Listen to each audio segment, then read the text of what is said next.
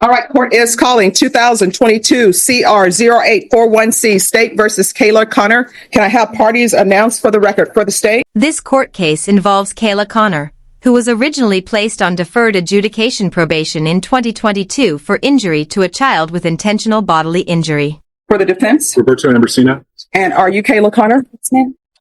All right. Did you review the document entitled Motion to Enter Adjudication of Guilt and Revoke Community Supervision and State's motion to supplement pending motion to enter adjudication of guilt and revoke probation with your attorney? Did you understand it? Yes. Are you the same Kayla? During the hearing, the judge reviews her violations, specifically that she failed to report to probation for over a year and a half. Ann? Janine Connor, who was placed on deferred adjudication in 2022 CR 0841C for the offense of injury to a child with intentional bodily injury on August 25th, 2022 for a period of 5 years. Is that you? The state's attorney argues that because of her history and lack of compliance, she should serve 2 years in the Texas Department of Corrections. All right. Did you understand by pleading true to violation of condition number 4, the court could find it true, grant the motion, find you guilty, sentence you up to 10 years in prison and up to a $10,000 fine? Yes. Knowing that, you still wish to plead true to violation of condition number 4. Court will find violation of condition number 4 true. Is there a proposed agreement? On the other hand, the defense attorney requests a lighter sentence, such as jail sanctions, continued probation, or rehabilitation programs, believing she deserves another chance. Right. State, what are you requesting? Your Honor, given that the defendant has not reported for over a year and a half now, and given her history and not only the facts of the case, that state is going to ask for 2 years in the Texas Department of Corrections. All right. In defense, what are you requesting? Judge, I'm requesting that the court impose some type of jail sanction, revoke her deferred adjudication, adjudicate her. A witness, Carmen Rodriguez, testifies on Kayla's behalf, describing her difficult upbringing, lack of parental support, and struggles with toxic relationships. And put her on straight probation. Or possibly, I saw there was a recommendation from probation, but their recommendation was to extend and assign her to safety. I think her only positives were for THC. I don't know that that would be a good fit. I think maybe SAD might be a better. Carmen offers to let Kayla live with her family, arguing that Kayla just needs guidance, structure, and a support system to change her life. Could you raise your right hand for me, please? Do you solemnly swear or affirm the testimony you give will be the truth and nothing but the truth, so help you God? Yes, ma'am. All right, you can lower your head. State your name for the record. Carmen Dolores Rodriguez Mills. Okay. Anna, good morning, Ms. Rodriguez. How long have you known Kayla Connor? I believe the first time I met her was around 2014, right before my husband got orders to station at Scott. Okay, and she's essentially friends with your daughter, correct? Correct, that's how I met her. Okay, and so you've known Kayla for a while. What type of family life did she have as long as you've known her? It wasn't easy. The hearing ultimately weighs punishment versus rehabilitation. When I met her, she was living with her grandmother because she had some. Her parents weren't really in the picture. And when we left and came back, we started talking to her again last year, and that's when we find out that everything that had happened, and she was not in a good relationship, and she was trying to get away from that person. Questioning whether Kayla deserves strict prison time or another chance at probation with proper support, this court hearing centers on Kayla Connor. So her and my daughter had gotten in contact again, but it wasn't a good example. So she has had a hard life as well. Who was originally given deferred adjudication probation in 2022 for the offense of injury to a child with intentional bodily injury. And with respect to her probation, I guess you were recently made aware that she had a warrant for essentially not reporting the probation. Yes, I probably around New Year's, he let it be known. And at that time, I was trying to talk to her, and I don't know what the process would be. So I was trying to convince her if we could hire a lawyer to explain what needed to be done. And so once you were made aware of her situation, you advised her to deal with the warrant for herself and some point. Whatever they. The case is being reconsidered because Kayla failed to follow her probation requirements. Most importantly, she did not report for over a year and a half. I don't know if she would have had to go to the probation or who. Okay. And do you feel like you've been a positive influence in her life to this point? I feel yes. And has she essentially spent a lot of time at your house over the last few months? Yes. Okay. Has she lived there or just? Sometimes my husband and I joke that she lives there. Yes. Okay. Okay. And if the judge were to continue her on probation in some form or fashion, would you allow her to live with you? The state asks the court to revoke her probation and send her to prison for 2 years, while the defense argues she should be given another chance through probation, treatment programs. While she gets back on her feet. Yes.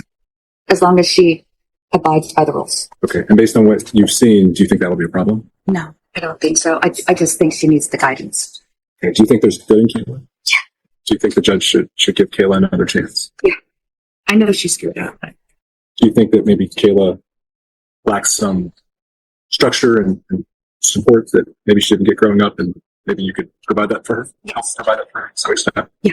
Or alternative sanctions. A family friend, Carmen Rodriguez, testifies in Kayla's defense, explaining that Kayla grew up in a difficult home, lived with her grandmother, lacked parental support, and was stuck in a toxic relationship. I think it was around 2014 because we left in 2015. And then, so I knew her then because I had to get permission from my daughter to go over there. My mother talked to the parents before. 2014 to 2015, you knew her before you left. Carmen offers to let Kayla live with her family to provide stability and guidance if probation continues. Kayla then takes the stand herself. Before we left, and then when we came back, I would say it was last year that she started coming back. When did you come back? Well, I came back, my dad had cancer, so we came back in 2018. So my daughter was in Clovis. Okay, so from 2015 to last year, you really haven't had any interaction with Caleb. Personally, no. Just my daughter saying, oh, I talked to her. Yeah. She admits she was scared to deal with her warrant and avoided probation because she didn't want to risk being separated from her 4 young children, ages 5, 4, and 2. Any further No, questions? Your Honor. I have a couple if no one has any objections. No objection.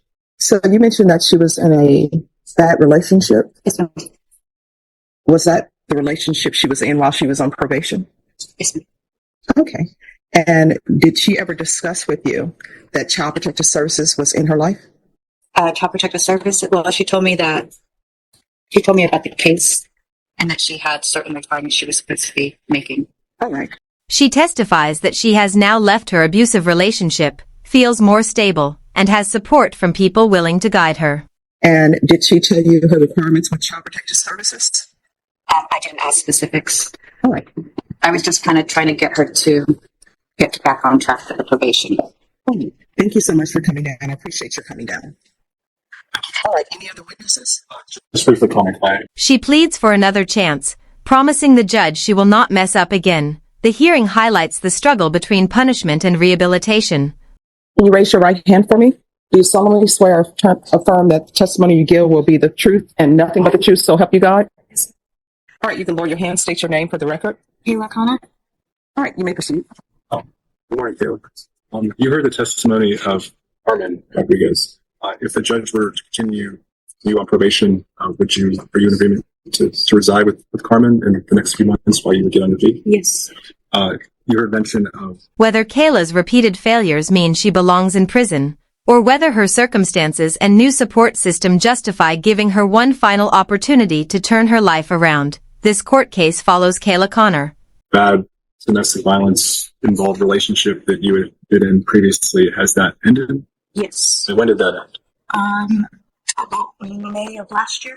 So May of 2024. Yes. So that was kind of during this period of time that you had a warrant of Yes. arrest, essentially.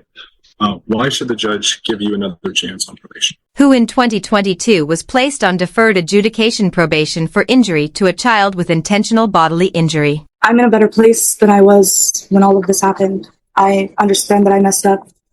I did not go about it the right way, but I'm out of that relationship and that situation that I was in. And I know now that I have the support team that I do have, I am capable and more confident in myself now that I can get this done. And why didn't you deal with the warrant? Honestly, I was scared. I've never been in trouble before. So the first criminal case you ever Yes, had. so I really had no idea how it was going to go. And due to being a mother of 4 kids, I just didn't want to do time away from them. That's really all it is. Her probation required strict compliance, but she repeatedly failed to report, tested positive for drugs, and lived in unstable conditions with her children while in an abusive relationship. Okay. And essentially, I wasn't on that case previously, but based on what you told me, you were given a period of time that you needed to provide residence in Bear County. And you told me that you did get residence in Bear County, but you were late in providing notice, and that's when the warrant went. Yes, sir. And so that went out quite some time ago, but after that, you didn't deal with it because you had the warrant and you were scared. Yes, sir. During the hearing, the state pushed for prison time, arguing that Kayla ignored her probation for over a year and a half, tested positive for marijuana, and failed to maintain a stable residence. Slip up out of the situation that I was in, and that was a very big factor as to why things went the way that they did. And now I'm working on myself and my future for myself and for my kids. And you have minor children, correct? Yes. How many children do you have? 4. And what are their ages? 5. My twin boys are 4, and my youngest is 2. And where are they with? They live with their father. Okay. And does he have like primary custody essentially? There's nothing really in place. It was just a verbal agreement due to the fact that I had the warrant. I thought it would be best that they lived with him until I was able to get it figured out. Okay. And so you voluntarily did that? Yes. The defense countered that Kayla had left her abusive relationship, was now in a better environment, and should be given another chance on probation, supported by a family friend, Carmen Rodriguez, who offered her a place to live. Is there anything else you want the judge to know why she should consider continuing you on probation?